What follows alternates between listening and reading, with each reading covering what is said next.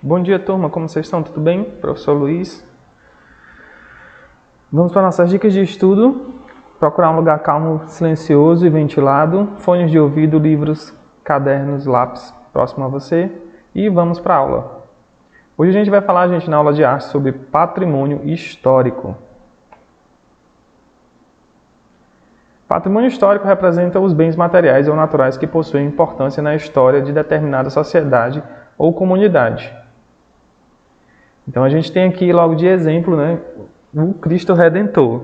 Né? Então ele é um monumento que foi construído na cidade do Rio de Janeiro, em cima do Morro do Corcovado, e ele é considerado um patrimônio histórico. O que é um patrimônio histórico, gente? É algo, né, que representa aquela cidade, né? Então aquilo jamais vai ser tirado dali, certo?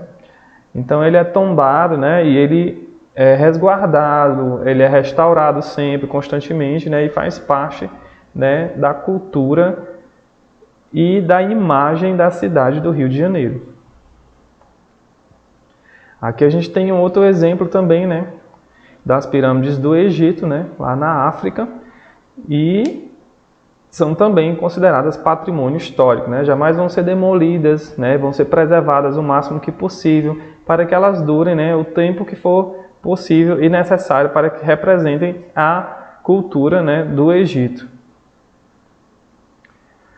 Então, aqui ele diz assim, né?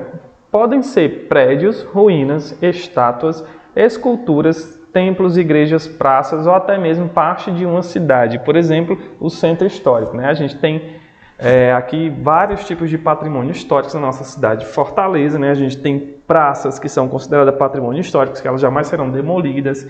A gente tem o Centro Dragão do Mar, a gente tem o Teatro São Luís, né, que foi tombado também recentemente, né, e muitos outros. Esse conceito começou a ser disseminado a partir do século XIX, após a Revolução Francesa, em 1789.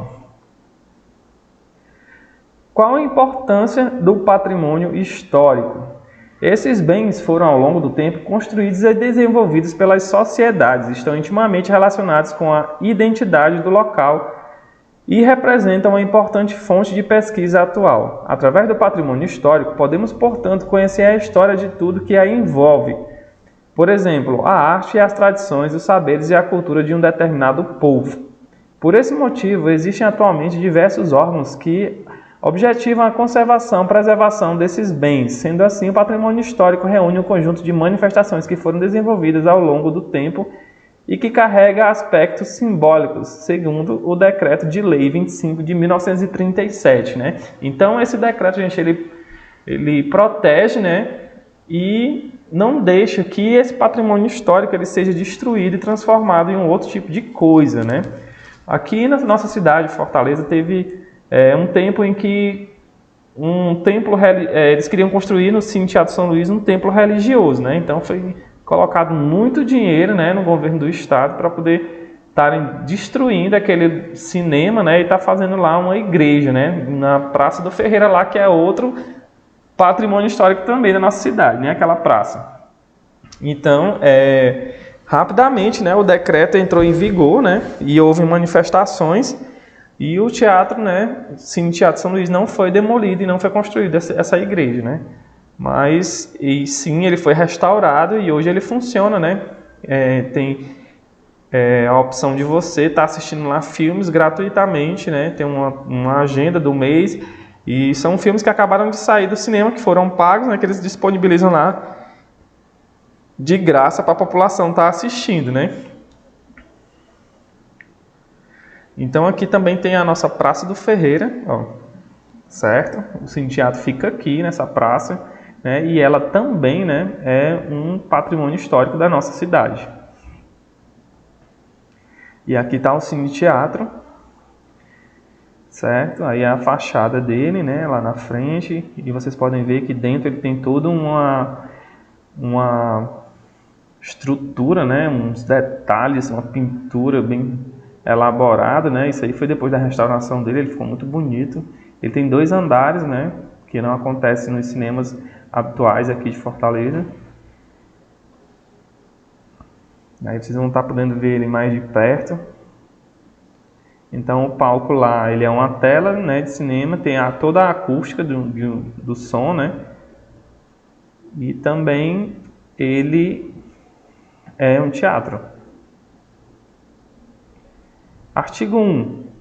Constitui o patrimônio histórico e artístico nacional o conjunto dos bens móveis e imóveis existentes no país e cuja conservação seja de interesse público, que possua vinculação a fatos memoráveis da história do Brasil, quer por seu excepcional valor arqueológico ou etnográfico, bibliográfico ou artístico, né? Então, assim, a partir do momento que a coisa tem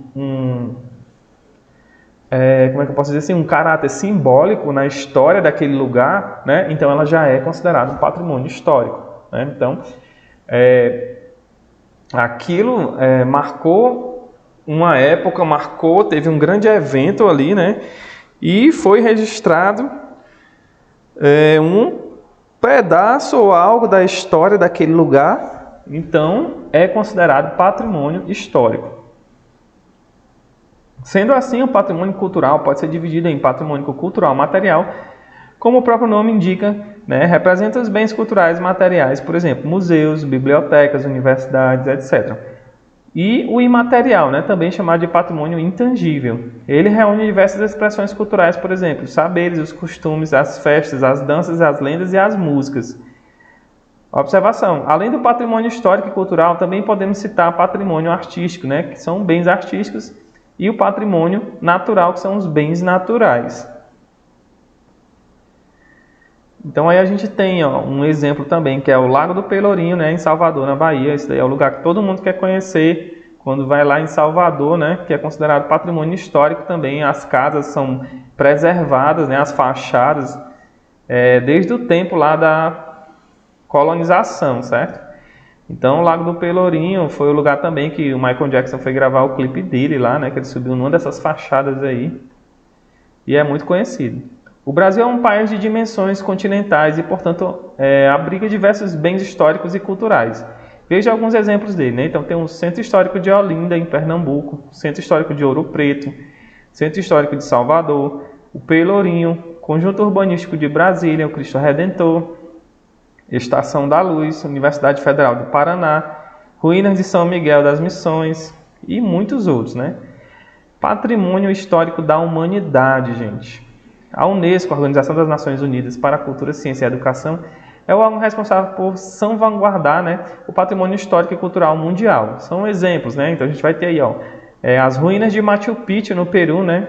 É a cidade perdida dos Incas, né? Esse daí é considerado um patrimônio histórico mundial, né? Ou seja, é algo que a humanidade preserva. Então tem vários outros. Tem o Coliseu de Roma, Torre de Pisa, Pirâmides do Egito, Ruínas de Petra, Machu Picchu, que foi esse que a gente viu, Muralha da China, Torre Eiffel, Acrópole de Atenas, Estátua da Liberdade, Taj Mahal, Cristo Redentor, né? E por fim, eu deixo com vocês a atividade, ok? Pesquisar e escrever no seu caderno quais as 7 maravilhas do mundo moderno e descrever cada uma delas em sua importância, certo? Lembrando que o conteúdo das nossas aulas está disponível em escolapequenospassos.com.br. Não deixe de deixar um like nesse vídeo. Siga a gente nas nossas redes sociais. Acessem a agenda eletrônica de vocês. A todos um grande abraço. Até a próxima aula. Valeu!